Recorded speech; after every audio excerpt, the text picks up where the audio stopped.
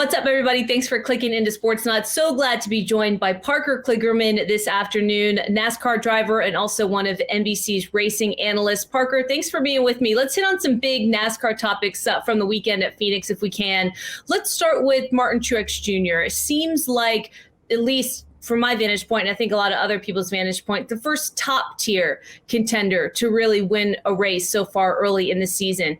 What does that tell you about where we are and maybe the fact that some of these big name drivers are starting to focus on the playoffs and contend for these wins? No doubt. First of all, Carolyn, good to see you. Thanks for having me on. And, I think it's back to regularly scheduled programming, right? Where we had the super speedway to start the season. McDowell goes and wins that. We have this wacky road course, Roval sort of design in the Daytona road course where Christopher Bell gets his win. And then you go to Homestead, Miami, which is 1.5 miles, but it's a unique 1.5 miles. And I think, those sorts of tracks just lended themselves to having these ability for other teams to have a lot of speed. Whereas when we go to Las Vegas and we go to now Phoenix, these are tracks that start to become more in the wheelhouse of, the tracks we've seen predominantly over the last decade. And that's where guys like Martin Truex, where Denny Hamlin, Kevin Harvick, Brad Keselowski, Joey Logano, your typical front runners are going to sort of rise to the front. And also one thing I think, NASCAR fans got excited about at the beginning of this year was all the parity we saw amongst the winners and saying, wow, this could continue.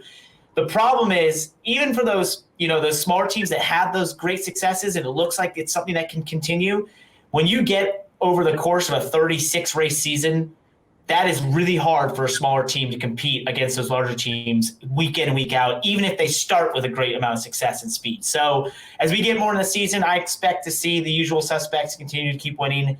Martin Truex Jr. is the first of those, but he will not be the last. Along those lines, you and I have been friends for a long time and worked together over a period of time. And I remember when we worked together, one of the things that you always used to talk about is this parity, especially at the top tier in the sport. And you'd love to see some of these smaller teams being able to compete. It might not be as stark as like a Formula One where you quite literally have only one or two teams that seem like are going to win every single weekend. But with where the sport wants to go from here, how important is it for NASCAR to eventually figure out a way to make sure that, like some of these Cinderella stories that fans are getting so excited about, can continue?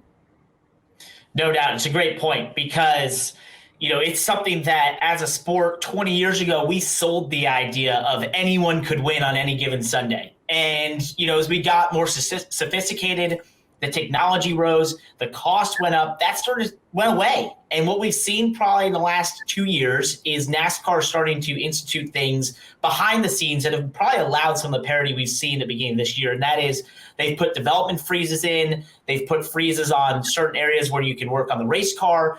And those sorts of things have started to limit where those big teams can truly find the advantages to get away from the smaller teams. And that information sort of flows throughout the garage. So that has helped. And then you look ahead to what's coming in 2022, the next gen car.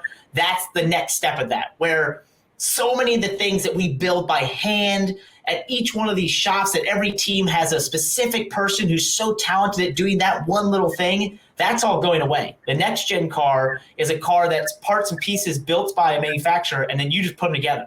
So I think, we will start to see more and more parity, and this season is almost like the appetizer, in my opinion, to what we're going to see next year, where there's going to have, you're going to have cars that are very similar from Hendrick Motorsports all the way to your Front Row Motorsports in terms of what they're able to work on and how much they're able to develop them. So we're in an exciting time. When you mentioned what you and I used to talk about all the time, which is parity and wanting it, we're seeing it now, and I think we're just getting the start to what's going to be a great time in NASCAR. Yeah, that's really cool. That's really great insight, because I know it's something that you feel and a lot of people feel is important to the sport. Because we're maybe not quite there yet and we're heading into these stretch of tracks, or NASCAR is, I should say, where some of the regular contenders for titles are going to start to show up a little bit more. Kevin Harvick is somebody that's had a lot of success at a track like Phoenix, and yet with a 6th place finish, I wonder, does that ring any alarm bells for you, knowing him and the team the way that you do, or is there plenty of time left? So the Ford team and Kevin Harvick last year were unbelievable, right? They went out and won. It was like 9 races. They were just amazing. And then they got to the playoffs in that last round, and they had the altercation at Martinsville, and they don't advance to Championship 4. And it was one of the most shocking things I think any of us have seen in NASCAR in the last probably 5 or 6 years. And for that team, it had to be absolutely devastating. They went to Homestead Miami that next weekend. They were not that competitive. And since then, we have not seen them be that competitive. And I think, that is odd to see a team that goes from that level of performance to suddenly be in a position where we're starting to say, all right, should we be worried? I don't think so. I think in a lot of respects, when we look at these first few tracks of the season, there is just a lot of uniqueness to these racetracks. I would be more worried if we turn around in, say, 5-7 weeks from now and we're back to another mile and a half and we don't see that 4-car competing in the front. That's when I would be seriously worried. But, it's definitely an interesting conversation to look at that 4-car of Kevin Harvick and Rodney Childers and know how successful they are and be thinking, could they be in a bad position right now? I don't think so, but we'll see. It's interesting with the team's approach with a couple months obviously still to go until we get to the championship. But when you think about what Denny Hamlin is doing, seems like he's in a good position because he's figured out the formula for stage wins, and accumulating points.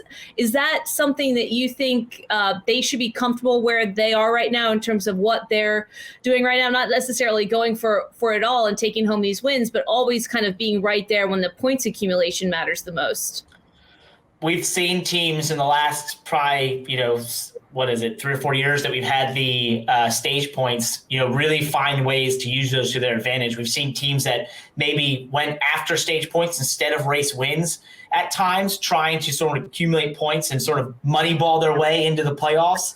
So that's definitely something that teams are looking at. I think for the 11 team, they expect to win races. They expect to win a lot of races. They're going to be very fast. That's just helping them continually pad that point situation, those playoff points. So when they get to the playoffs, they're just going to have that much more room for error, that much more room to advance themselves to the next round. So I think it's a smart thing. I think it's an indication of the speed they have. And really, when you're winning stages, that's when you start to say, when you have a race, all right, there's just this last little portion of the race that we have to figure out, because we obviously have the speed portion and we know how to lead these things and we can win at certain portions of the race.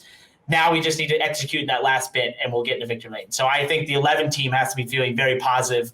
And I think you see that from Denny Hamlin often, his remarks lately and just his social media, how positive and upbeat he is about how fast they are in that 11 team.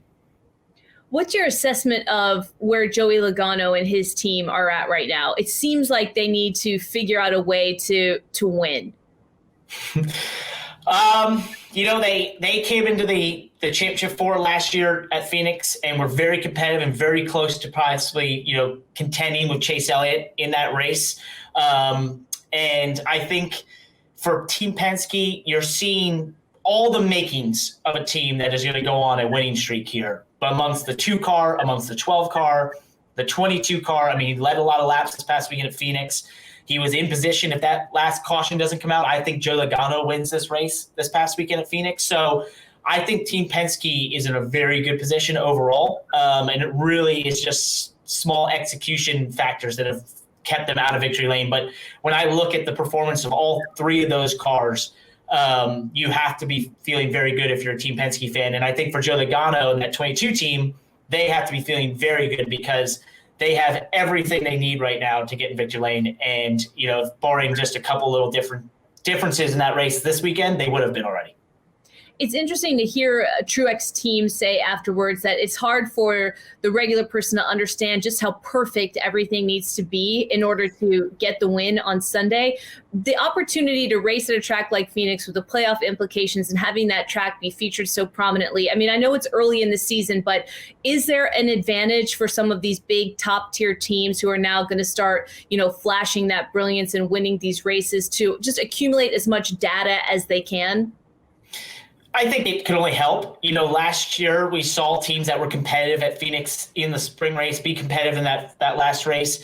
I think we're seeing it again here this past weekend. We saw the teams that were competitive in that championship finale last year were the ones at the front this year. When I set my fantasy team this weekend, I literally went and looked back at the results of the Championship 4 from the last year at Phoenix and said, all right, who was fast? Yep, that's right. Joey Logano, Brad Keselowski, Chase Elliott, obviously.